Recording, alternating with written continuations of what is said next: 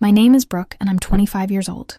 It was my birthday, the kind of evening that looks perfect from the outside, and rotten once you step inside it. A small family gathering in my parents' dining room with warm lights, polished glasses, and smiles that never quite reached anyone's eyes.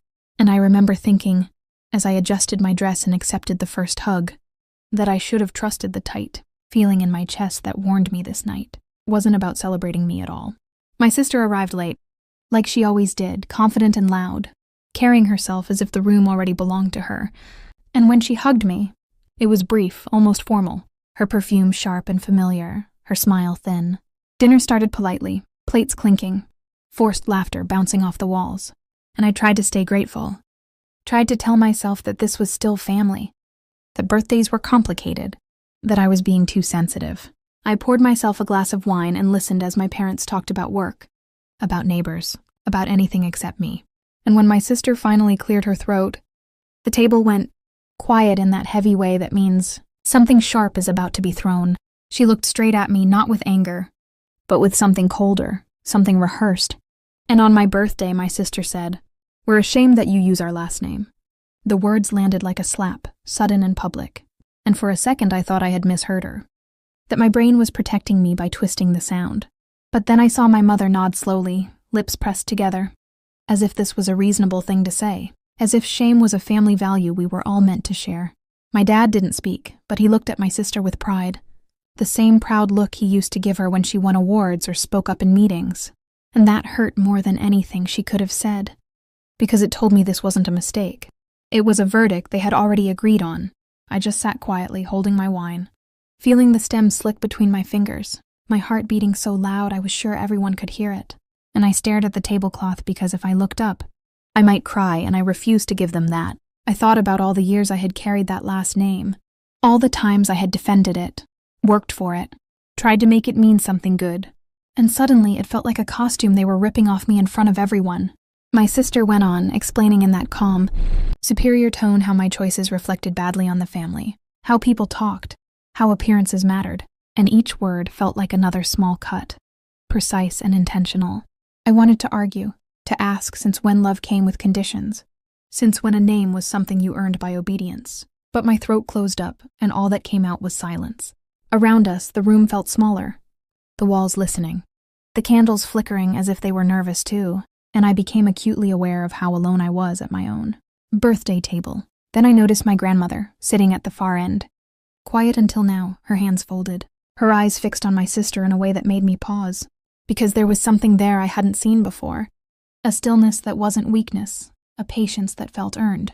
She pushed her chair back slowly, the legs scraping softly against the floor, and the sound cut through the tension like a blade. No one told her to sit down. No one dared interrupt, and as she stood, the room seemed to hold its breath.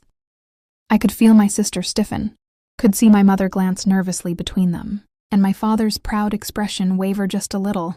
Grandma straightened, steady despite her age, and I realized that whatever she was about to say mattered, that it carried weight the rest of us couldn't fake. She looked at me first, really looked at me, and in her eyes I saw something I hadn't felt all evening: recognition. Then she turned back to my sister, her voice calm but unmistakably firm, and though she said only 2 words, the effect was immediate, like a switch flipping in the room, and my sister's face went pale.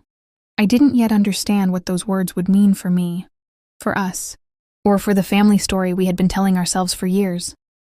But in that moment, as my wine glass trembled slightly in my hand and my birthday candles burned low, I knew this night wasn't over, and that the shame they tried to place on me was about to be exposed for what it really was.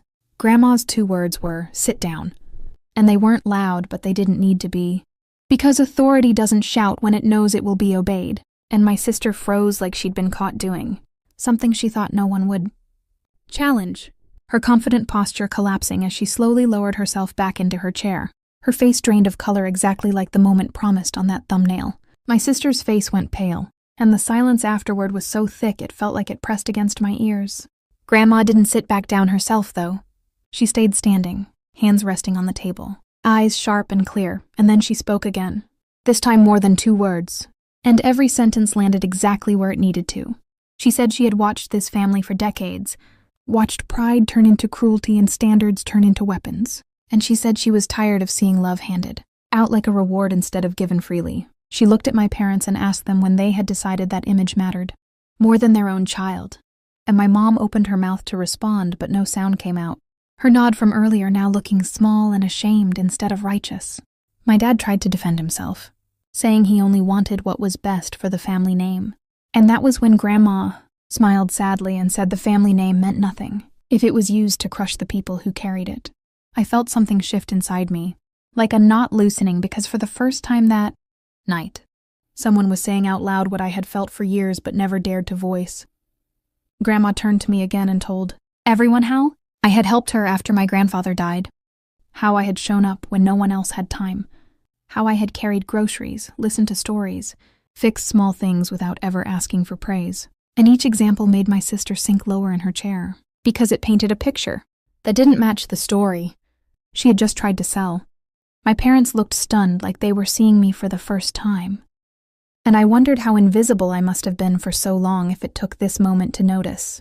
Grandma finished by saying that if anyone at this table should be ashamed, it wasn't the daughter who lived honestly, but the people who tried to rewrite her worth to protect their own egos. And with that, she finally sat down, the room exhaling all at once like it had been holding its breath the entire night. No one spoke for a few seconds, and then my sister laughed nervously, trying to brush it off as an overreaction. But the laugh died quickly because no one joined her, not even my parents. I took a sip of my wine, my hands steadier now, and realized I wasn't shaking anymore, because something important had happened. The power had shifted. My mom finally apologized, quietly, without excuses, and my dad stared at his plate, his pride wounded in a way that couldn't be easily patched over. And for the first time, I didn't rush to make them feel better. I let the discomfort sit, because it wasn't mine to fix. The rest of the evening unfolded awkwardly. Conversations forced, cake eaten without enthusiasm. And when it was time to leave, my sister avoided my eyes entirely, her earlier confidence nowhere to be found. Grandma hugged me last, longer than anyone else, and whispered that a name doesn't make a person, but a person can redefine a name, and I carried those words with me as I stepped out into the cool night air, feeling lighter than I had in years. That birthday didn't magically fix my family, and it didn't turn my sister into someone else overnight, but it did something more important. It reminded me that I didn't need their permission to belong to myself, or to my own story. I went home knowing that whatever shame they tried to hand me was never really mine to carry, and that sometimes the quiet ones at the table are the strongest, waiting for the right moment to stand.